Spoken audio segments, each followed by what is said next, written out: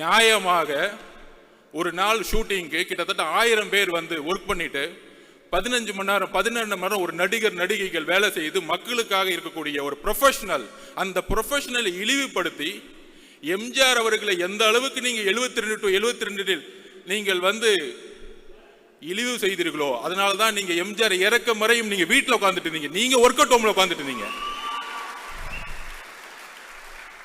2 மாசம் பொறுமையா உட்கார்ந்து கட்சியோட உட்கட்டமைப்பை வந்து உருவாக்கிட்டு இருக்காரு. எதற்காக? ரிட்டையர்மெண்ட் கொடுக்கறதுக்காக. உங்களுடைய ஒட்டுமொத்த அமைச்சரவையும் ரிட்டையர்மெண்ட்டுக்கு ரெடி ஆகிக்கோங்க.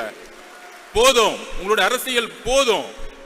பார்த்து பார்த்து பார்த்து பார்த்து என்ன இளைஞர்கள் கூட்டம் இருக்கும். ஆமா, பொதுக்குழு ஃபுல்லா இளைஞர் கூட்டம். 1949 அண்ணா உருவாக்கிய போது இளைஞர்கள் மட்டும்தான் கட்சியில் இருந்தாங்க. உங்களுடைய தந்தை கலைஞர் கருணாநிதி 42 வயசுல முதலமைச்சர் ஆனாரு. அவர் மட்டும் இளைஞர் இல்லையா? இளைஞர்கள் கூட்டம் இந்த 2026 புதிய முடிவு எடுக்கும். ஒட்டுமொத்த தமிழ்நாடு மாற்றங்களை உருவாக்கும்.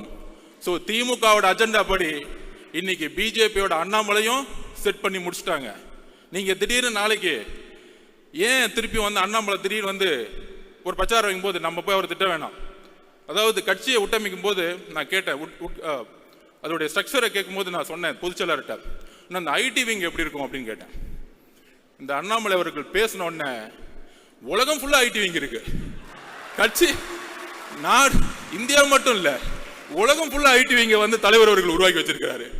ஐடி விங்க போட்டு கொஞ்சம் கண்ட்ரோல் பண்றதுக்காக தான் ஐடி விங் இருக்கணுமே தவிர திமுக மாதிரி ஒரு 300 பேரை போட்டு யாரா திட்டலாம், ஒரு 200 ரூபா கொடுத்துட்டு யாருக்கு லைக் போடலாம், அப்பான்னு சொன்ன உடனே வந்து ட்ரெண்டிங் எப்படி உருவாக்கலாம், இந்த செட்டிங் வேலைலாம் எங்களுக்கு கிடையவே கிடையாது. சொன்ன அடுத்த செகண்ட் 2 நாள்ல கண்டென்ட்டும் கொடுக்க வேணாம், இதை செய்யுங்கன்னு சொல்ல வேணாம், அடுத்த செகண்ட் அவங்க எடுத்து போடுறாங்க டேட்டாவை.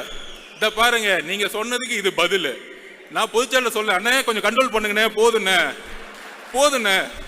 விட்டுருங்கண்ணே, பாவண்ணே, எவ்வளவுதான் பிரியாணி போடுவீங்க, போதும்.